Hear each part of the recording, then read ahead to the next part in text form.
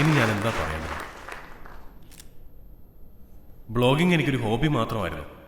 പക്ഷെ ഈ നോവലിൽ ഒരിക്കലും മായാത്ത ഓർമ്മകളുടെ ശില്പങ്ങൾ വാർത്തുവെക്കാൻ അവളാണ് എന്നെ പ്രേരിപ്പിച്ചത്.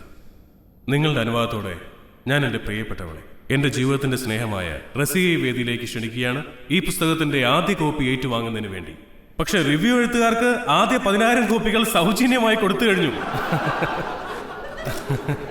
നിങ്ങൾക്കിത് വായിച്ച് ബോറടിക്കുന്നുണ്ടെങ്കിൽ തീർച്ചയായിട്ടും ഇവിടെ കുറ്റം പറയണം.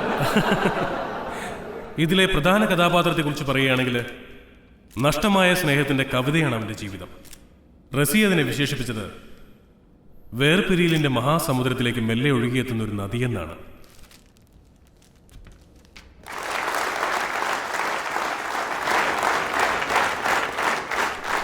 അത്ഭുതമെന്ന് പറയട്ടെ, നഷ്ടസ്നേഹത്തിന്റെ 9 കടലും നീന്തിക്കിടന്ന ഈ നോവലിലെ നായകൻ ഇന്നിപ്പോൾ നമ്മോടൊപ്പം ഉണ്ട്.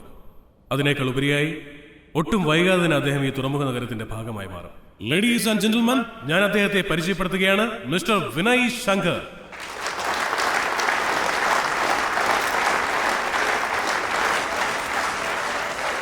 ഞങ്ങളുടെ സ്നേഹസ്മരണികൾ അല്ല, ഞങ്ങളുടെ ജീവചരിത്രം എന്നതിന് വിളിക്കാം.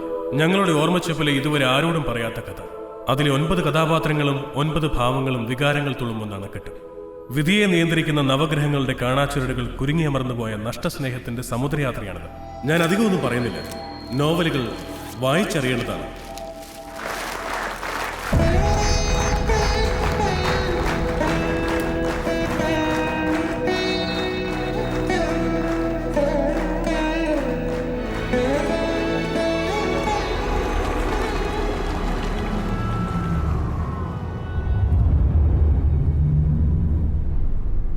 കപ്പൽ ഏറ്റവും സുരക്ഷിതമായിരിക്കുന്നത് തുറമുഖത്തിലാണെന്ന് നിങ്ങൾ കേട്ടിട്ടുണ്ടാവും. പക്ഷെ അവിടെയല്ല അത് ഉണ്ടാവേണ്ടത്. അടുത്ത തുറമുഖത്ത് ബങ്കർ ഒരുക്കാനുള്ള നിർദ്ദേശം നൽകും. ശരി ക്യാപ്റ്റൻ. റിപ്പോർട്ട് ചോദിച്ചുകൊണ്ട് സൂപ്രണ്ട് പിന്നെയും വിളിച്ചിരുന്നു. ഡ്രൈഡോക്ക് ശരിയാവുന്നതുവരെ അഡ്ജസ്റ്റ് ചെയ്യാനാണ് പറയുന്നത്. അത് ശരി. എല്ലാ സൗകര്യമുള്ള ഓഫീസ് മുറിയിൽ സുഖിച്ചിരുന്നെങ്കിൽ ഉത്തരവിറക്കുന്നതിന് പകരം അയാളോട് വേഗം കപ്പൽ റിപ്പയർ ചെയ്യാനുള്ള വഴി എന്താണെന്ന് നോക്കാൻ പറ.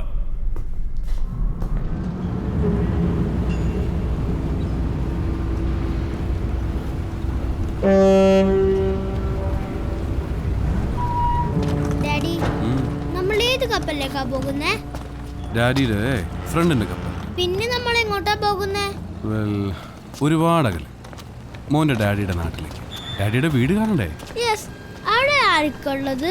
മോന്റെ മുത്തശ്ശൻ. മമ്മി പറഞ്ഞല്ലോ മുത്തശ്ശൻ സ്വർഗത്തിൽ പോയിന്ന്. നിനക്ക് വേറൊരു മുത്തശ്ശൻ കൂടി ഉണ്ട്. 2 മുത്തശ്ശന്മാരോ? ഡാഡി, മമ്മി അവിടെ വരോ? നോ.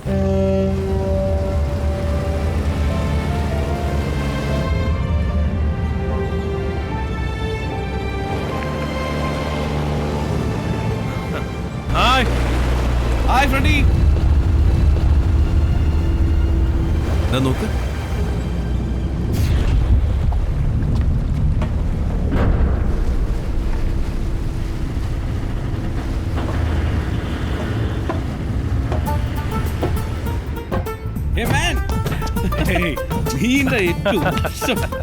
അല്ല, വെറും 8 വർഷം. ഇവിടെ ആയിരുന്നു ഇതുവരെ. ഇമെയിലോ ഫോൺ കോളോ ഒന്നുമില്ല. വിദേശത്ത് എവിടെയോ ആണെന്ന് ഞങ്ങൾ അറിഞ്ഞിരുന്നു, പക്ഷെ എവിടെയാണെന്ന് അറിയില്ലായിരുന്നു. അതൊരു നീണ്ട കഥയാ. ഏയ് സാം, അങ്കിളിനോട് ഹലോ പറ. Hello, my name is Sam. ഇത് എൻ്റെ ഒക്ടോപിയൻ ബോയ്. ഓ, octopian boy. Sam, my name is Freddy and this is my octopian girl. അത് വെറുതെ പറഞ്ഞതാ. ഞാൻ റസിയ. നമുക്ക് അകത്തേക്ക് പോവാം. സാം, എന്തു പറ്റി? സാമിന് അടുത്ത ഡോസിനുള്ള സമയമായി. അവൻ ഡയബറ്റിക്കാ. ഡയബറ്റീസോ? അത് പ്രായമായവർക്ക് വരുന്നതല്ലേ? എൻ്റെ മോനത് ചെറുപ്പത്തിലേ കിട്ടി. Juvenile diabetes. സാം, കഴിഞ്ഞിട്ട് ഇവിടെ ശ്രദ്ധിക്കുക.